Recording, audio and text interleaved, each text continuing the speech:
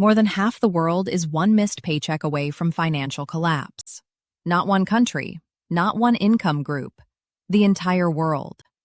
A study by ADP Research surveyed nearly 38,000 workers across 34 countries and found that 57% of the global workforce is living paycheck to paycheck. In the UK, it's 49%. In France, it's 43%. And in the United States, depending on which survey you look at, it's anywhere between 53% and 67%. Here's the part that nobody talks about. This isn't just a poor people problem. Among people earning over $100,000 a year, 44% say they have little to nothing left after their monthly expenses. People with six-figure salaries, living paycheck to paycheck. So if you've ever wondered why your money disappears before the month ends, why you're earning more than you ever have but still feel broke, this video is going to explain exactly why that happens, and more importantly, what actually breaks the cycle. Let's start with why this is happening on a global scale. The core problem is simple. The cost of living has been growing faster than wages for years. Between 2020 and 2024, food prices rose 25% globally. Rent jumped more than 20% in most major cities. And wages? They went up, but nowhere near enough to keep pace. Here's a number that puts it in perspective. If your bills increased by $300 this month, but your paycheck only went up by $100, you are mathematically falling behind even though you got a raise. That is the reality for hundreds of millions of people right now. And it's not just the big expenses. It's the invisible creep of fixed costs. The subscriptions, the insurance premiums, the internet bill, the streaming services, the phone plan. None of them feel significant on their own. Together, they quietly consume a larger and larger percentage of your income every single year, without you ever consciously agreeing to it. Now, here's what makes the paycheck-to-paycheck trap so dangerous. It's not just uncomfortable, it's mathematically destructive. When you have no buffer, every unexpected expense becomes a crisis. Your car breaks down, you get a medical bill, your phone dies. And because there's no savings to absorb it, you reach for a credit card. The average credit card interest rate right now is over 22%. So that $800 car repair doesn't cost you $800. It costs you $800 plus compounding interest for however long it takes you to pay it off. Some people turn to payday loans when things get desperate. The interest rates on those can exceed 400% annually. A $300 loan becomes a debt that follows you for months. This is the trap. Not enough buffer means every crisis becomes debt. Every debt means less money next month. Less money next month means an even smaller buffer. The cycle feeds itself. So why do even high earners fall into this trap? Because income alone has never been the solution. The problem isn't how much money comes in.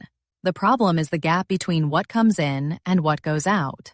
And that gap can be zero or negative at any income level. There's a concept called lifestyle inflation. Every time your income goes up, your spending tends to go up with it. Bigger apartment, newer car, better restaurants, more travel. None of these are wrong choices on their own, but if your spending rises at exactly the same rate as your income, you make more money and feel exactly the same. The people who break the paycheck-to-paycheck cycle are not necessarily the people who earn the most. They're the people who deliberately keep a gap between what they earn and what they spend, and protect that gap like it's their most valuable asset. Because it is. Here's how to actually do it. First, find out where your money is actually going. Not where you think it's going, where it's actually going. Most people who live paycheck to paycheck have a rough idea of their big expenses, but are completely blind to the smaller ones. Track every transaction for 30 days. Every coffee, every subscription, every impulse buy. You will find money you didn't know you were spending. That's not a judgment. That's just math becoming visible. Second, build what's called a buffer. Not a full emergency fund, just a buffer. The goal at first is not 3 months of expenses.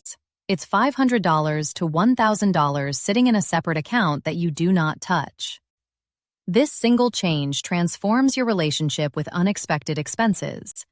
A $400 car repair goes from a crisis to an inconvenience. That psychological shift changes everything. Third, automate a savings transfer on the day you get paid. Not at the end of the month with whatever's left, because there will be nothing left. On payday, before you spend anything, move a fixed amount to a separate savings account. Even $50, even $25. The amount matters less than the habit. You save first, then live on the rest.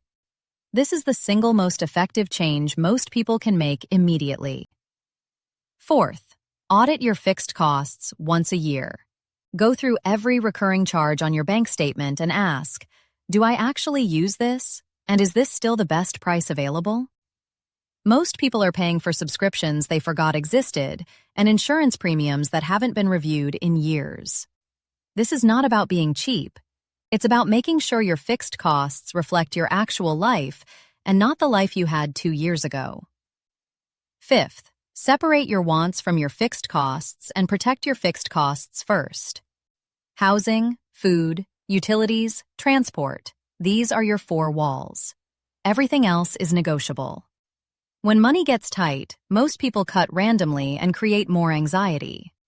Instead, cover your 4 walls completely, then make decisions about everything else from a position of security rather than panic. Here's the truth that nobody tells you about breaking the paycheck to paycheck cycle.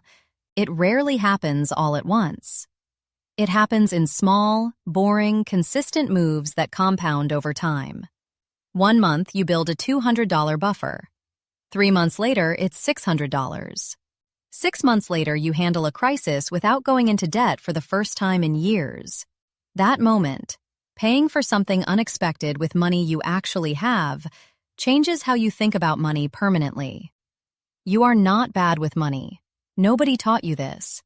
And the system you're living in was not designed to make it easy. But now you know what to do. Subscribe for a new video every week. The financial information that should have come with your first paycheck. See you next week.